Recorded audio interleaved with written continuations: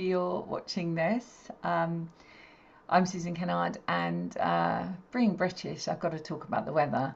It's getting colder here in the UK. So you're going to see me in sweaters from now on, as opposed to my little tops, because it is starting to get cold here in the UK. So I hope you're all okay. I'm excited because tonight I'm going to be on Darius's show, You Wealth Revolution. I've been on a few times, and I'm excited to share with you the body, soul, the universe, and how we can heal our body through light. So I'll leave the link below in the description, so you can join. It's free, and you can ask me any questions you want. So I'm on at 8:45 UK, so I think that's 12:45 PST if I'm right, in the States. So I hope you had a really lovely full moon. I hear that a lot of people are unwell. Loads and loads of people are purging their bodies, which is, in my opinion, a really good thing. However, it doesn't feel good at the time. So what I really wanted to talk to you about today, and do a beautiful meditation with you, of course, was remembering who you are. You know, we walk about our daily life and we get on with things, and we get on with the paying the bills, the school run, if you have children, driving your car, getting the shopping, sorting out all of that stuff. And some of you may have a job and go to work as well. And, you know, we get on with all of those things. And in a way, that is kind of like a game that we're playing. And when you realize that it is a game and that really none of it is that important, and that doesn't mean your children aren't important and what you do isn't important, I'll come to that in a moment, but essentially we forget in those moments who we truly are. And I just wanted to share something with you, because I was thinking about, I'm going to San Diego next week. I fly out on the 5th. And I'm speaking at an event which is called, it's a mastermind, and it's called the Penthouse Mastermind, and it's a deep dive into our true abilities and who we truly are in this world and how we can create magnificent lives. And I'm one of the speakers. So I'm really excited about that. And I was thinking about, what am I going to talk about? And knowing that I don't plan too much, and I don't kind of like write down too much what I'm going to talk about. I tend to do it from a channeling perspective of my guidance. I asked today, what would you like me to share, you know, on my live, to help people? And I got kind of told that to say a little bit about, you know, kind of my awakening. And you can find that in my book, Awaken the Light Within Your Heart, which you can get on Amazon. But just to tell you, really, it wasn't really until that Saturn return, that first spiritual awakening that I can remember, because we have many, it wasn't really until then that I started to understand who we were. And at that time I was 26, nearly 27, and I'm 54 now, so it's a while ago. And when I think of where I've come from since then, you know, actually it feels like a huge journey. And around about that time, I was balancing doing my degree in psychology, my first degree, and I was working as a nanny. And I was working in North London for an amazing couple, looked after their two babies, which was brilliant. And they worked for the BBC, they worked for Radio 4 actually at the time. And I actually think Sally still works for Radio 4 actually, and I think Andrew works for the World Service. But they were just brilliant, and such a great opportunity to work with beautiful people. And I just started working for them, and I had a really awful phone call from the other side of the world saying that a very dear friend of mine had taken his life, and his name's Martin. I actually did to name my son after him to keep his name alive.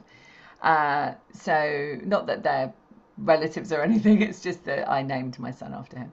So Martin took his life. He was 34, nearly 35, And it wasn't the first time he'd actually tried that, because when we were together, so he was a friend, but we had a relationship before, many years previous. And he'd said that when he was 17, that he actually did try to take his life. He tried to hang himself from a tree, but it didn't happen, didn't work. And so 17 years later, at age 34, he actually did manage it. And his girlfriend called me from New Zealand to let me know. And of course, that was a massive shock. But it wasn't until a few months later that I had this really, really incredible experience, which was incredibly scary as well. So I was lying in my bed. I was working as nanny, as I told you, and I was doing my degree. And I was considering doing my postgraduate degree as well. So I was kind of overlapping a lot of work, and I was really, really busy. But I had this experience where I was lying in bed and I felt like somebody was in the room. Now, at that time, I was living in a flat in the house where I was working, actually, but I had my own flat, but underneath the house. And so I was on my own, essentially, and I felt like someone was in the room. And yet I didn't get a sense that I was awake, but I was kind of awake, if you know what I mean. And I sensed that someone was in the room, and then I sensed that someone was right by my side, like standing right by my side. But at this point, I didn't know who it was. And then I felt someone was literally trying to wake me up. So kind of touching my shoulder and trying to wake me up. And that was so scary, because I was in, I don't know if you've ever had this, but I was in like a cold sweat. So I was like, I couldn't move, and yet I was very aware.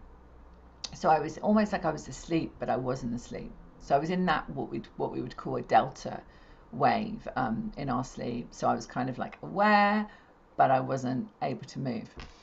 And this happened, and it was so scary. And then all I could do the next day was talk to my friends about it and say, oh my God, I know what happened. This was really weird. And then about a week later, I had another experience, not with someone in the room, but I actually could see my body. So I kind of come out of my body. I now know this, I didn't at the time. Come out of my body, and I could look down at my body, and I could see my body, and I was like, this is so weird. But I was totally fine. And then I kept thinking to myself, what is going on? So a friend of mine actually got me a reading. Now, I'd never had a reading before, and I was like, oh, I don't know if I want this. But anyway, I went and had this reading.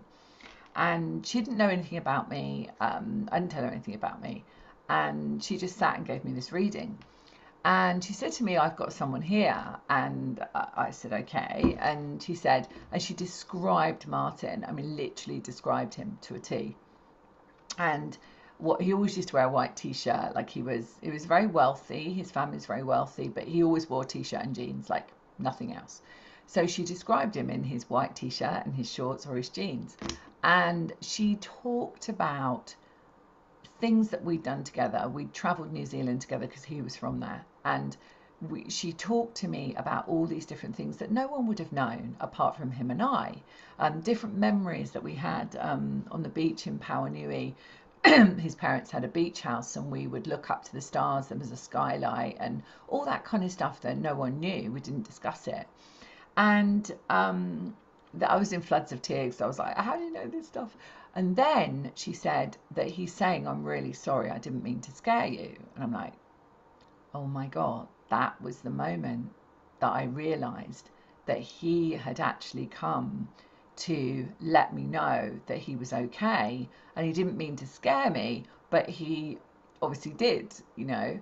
And so she kept on for ages. I wish I had a recording of it, but she kept on for ages talking about him and talking about why he'd come to let me know, and that he was totally fine, and why he'd taken his life and things like that. And then at the end of the reading, she held my hands and she said, and by the way, you're walking the path of a master psychic. And I said, well, I'm not interested in that. I'm a psychologist, and I was thinking of doing my postgraduate degree, and you know, it was all kind of like nothing I was interested in. And so we just left it there. I found it quite hard to sleep because I was worried that that was going to happen again, and it felt very out of control. But at least I knew that we go on, and that was something I always wondered. I was always into astrology, I was always into the moon and the stars, and but I didn't know that, and I didn't come from a family where we discussed it. So time went on, and I started to get a sense where I knew stuff. And so it was almost like my intuition was just like wide open from that experience. It was a big awakening that happened. And now I know at the age of 27, around about 26, 27, that's when we have our Saturn return. And of course, our Saturn return is that opportunity to either listen to it or just makes your life really hard otherwise. So essentially what happened was I started to know stuff, and I started to kind of wonder what was going on. And I did embark on doing my postgraduate degree in psychotherapy at the Tavistock in London, and I started to do that, and I just needed something to quiet my mind. So I found transcendental meditation, and from that moment on, I'm finding TM, or transcendental meditation, not medication, meditation, I actually started to feel like I needed to understand more. So I went to the College of Psychic Studies, where I tried to disprove everything that was possible. Now that's the scientist in me. I'm known as the spiritual scientist because I'm so for evidence. Like, evidence is just really important to me. I don't just accept things. I really look to see, are you sure? Is this really true? So for me, being a real scientist, I had to have complete proof. And that visitation wasn't enough for me. Yeah, it wasn't enough. I needed to actually experience it myself. So I went on lots of courses at the College of Psychic Studies and tried to disprove it, but I actually couldn't. And I found myself realizing that I could clairvoyantly see, I could see into the body, I literally could just see clairvoyantly, and I had no idea I had that ability. And so then I kind of turned it off for a while. So I did all these courses. Angela Watkins was, I would say, probably the most pivotal person. She's still around in the College of Psychic Studies, and I really take my hat off to her, because she was the one that really encouraged me and said, yeah, tell me what you can see. And I'm like, well, I can see this, this, this, this. And she's like, yeah, that's exactly right. And so she was the one that kind of gave me that encouragement. And I, as a trainer of mediumship and psychic development and helping people heal themselves, that's what I really love, is the fact that I can really support you on your journey, because I've been there, worn the t-shirt, made the film. Anyway, so going back to that, so basically I resisted it for a long time, and I did my postgraduate degree, and I carried on my life. I ended up working in child protection as a trauma specialist, which was amazing. And then I decided that I couldn't kind of turn it off anymore. And what happened was I started to know the cases. So my boss would give me the case, and I started to know the case before I opened the case.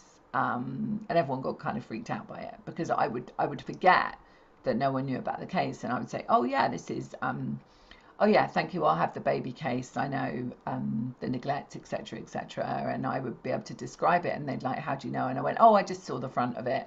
So I kind of made it less of what it was. But people used to say to me, oh my God, can you just tell me anything? And then grandparents and people used to pop into the office that were with my colleagues. And then I ended up working on the platforms in London, like leading a double life, giving evidence of survival and so on for years. And then I trained as a naturopath, and I started to understand that, we were mind, body and soul, and all of that was integrated.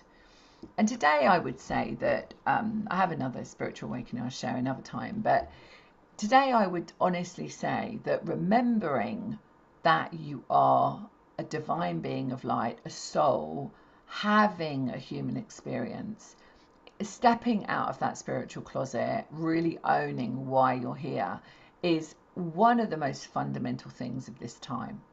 You know, I definitely believe that we come in to forget, and then we spend the whole time trying to remember. But our soul always remembered. You know, we never forgot.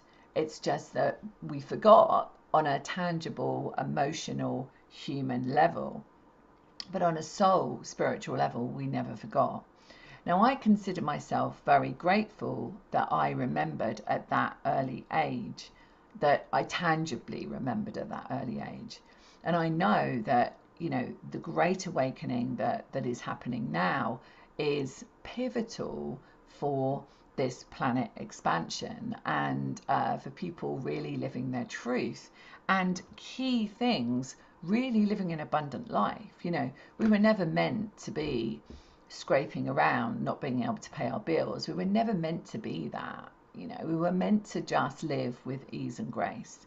And I honestly believe that truly remembering who you are is the first step.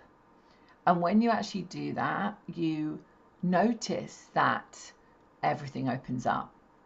So your relationships change, your friendships, your financial situation changes, because you start to listen to the guidance of your inner part, you know, that inner guidance that you have, and you start to actually access higher communication.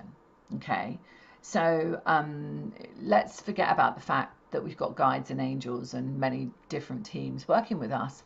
Actually, if you didn't even know that, you've got this kind of GPS for the soul. You've got this inner guidance that kind of follows you through your life. And that is something that you access by really coming into your heart. Okay, so I'm going to take you through a little meditation process where we're going to really drop down into our heart, and we're going to access a little part of us that remembers on a very deep level who we are. And so if you found this video, whether you're here live with me, or whether you are listening after, then just know that there's a reason why you found this. Okay, and maybe, I'm just going to see if anyone's live actually, and maybe, I can never get on this live thing, it's really weird on my, oh there we go. Maybe it's just because you just needed that little reminder. Like, we go about our daily life, as I said at the start, and we forget who we are, how magnificent we are. And it leads me to say that, you know, I'm just about to have another book published actually, which is called The Guardian Wings.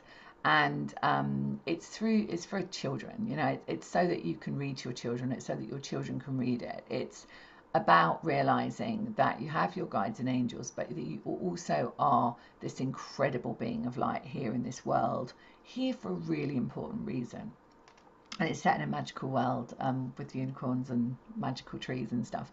So it's really fun as well, for children to understand. But I believe that the sooner we remember, you know, my two, who are 16, my daughter's 16, she was 16 at the weekend, and my son is nearly 15 early next year, they've known and they've been reminded of the incredible beings that they are and the power that they have within them to create what they want in their life. And yes, they're still in the system of the 3D world of education, etc., but they always come home to the remembering that they have this incredible being within them. Yeah. And so I think if we can remember that from a very early age, and perhaps even the people, the parents, the grandparents that are reading this book to their children or grandchildren, or even in schools or nurseries, that's my wish. Perhaps that, you know, more and more of these beautiful souls can be ignited at a much earlier age, and that is my intention. That was my intention for writing that book and really getting it out there in the world, was so that children can remember at an earlier age, and that they're not indoctrinated into a system that kind of puts a square peg in a round hole. You know where I'm going with that. So let's drop into our heart. I have a hi Kathy, hi Jean, lovely to see you. Thank you for joining me live.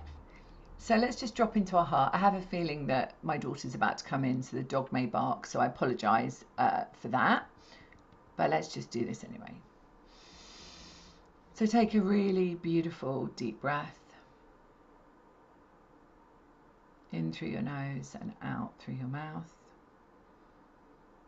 And start to drop into your heart. There's the dog. Just drop into your heart space.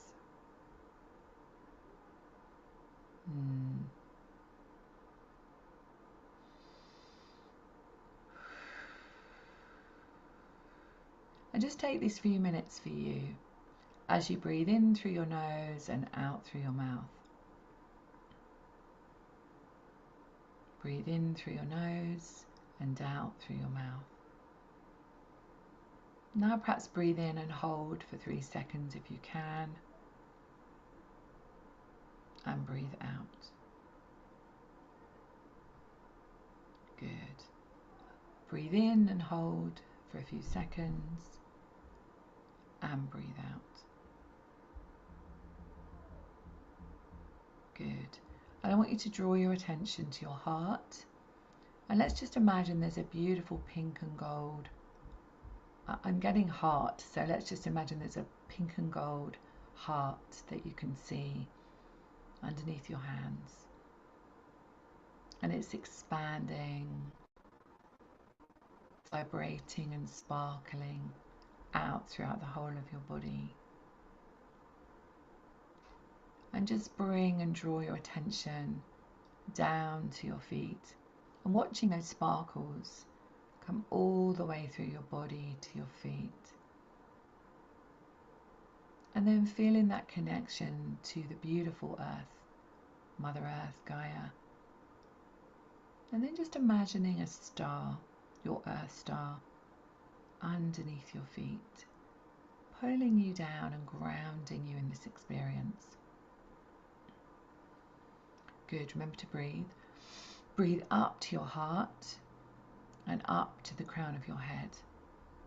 And as you breathe up to the crown of your head, you imagine this beautiful white, sparkly silver light, maybe gold, whatever you see is perfect, coming from the crown of your head. Good. And then up further to your soul star. So don't worry if you don't see it, but just imagine a beautiful star above your head. And then a beautiful shower of light. This is almost like a healing, cleansing shower of light. Good. All the way down to your aura, your auric field. And we just invite our guides and angels in. They're already here, but we invite them to be with us. So just come back into your heart. And I want you just to drop in and imagine that you could feel yourself immersed in that pink and gold heart, that beautiful sparkles. And as you are bringing yourself even deeper and dropping down into that heart, you start to feel this sense of coming home, the feeling of peace and unity and oneness. And you're starting to remember that you are here for a really important reason. That your experience here on earth was not a mistake. That it was something that you chose, as you chose your parents, the experiences, the people that you needed to greet in this lifetime, meet, and step with, depending on how far, how long. You chose it all. And it's not so much about the learning of lessons. It's more about the remembering that everything is divinely guided and divinely in a pathway for you.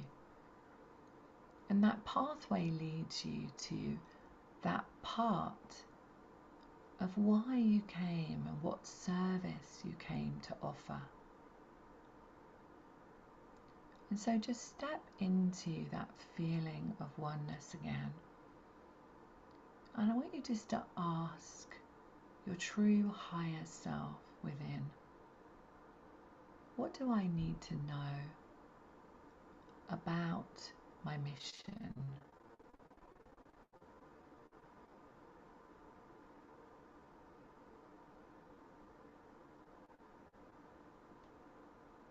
What do I need to know about my mission?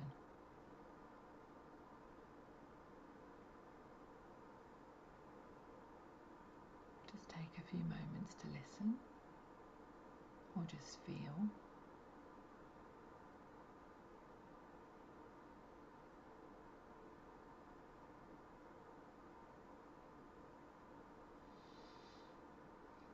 So taking a deep breath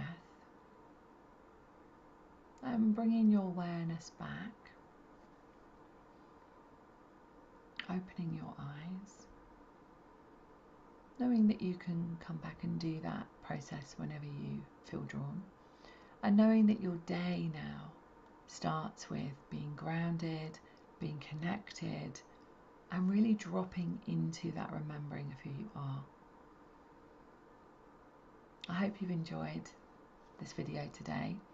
It's been lovely sharing it with you live if you're here live, and it's been lovely sharing it with you if you are listening after.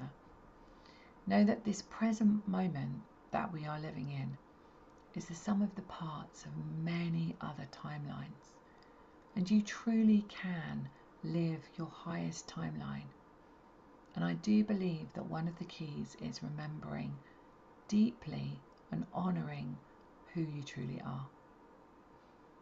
So if you like this video and you'd like to see more of it, please subscribe and like and share it with whoever you feel would help.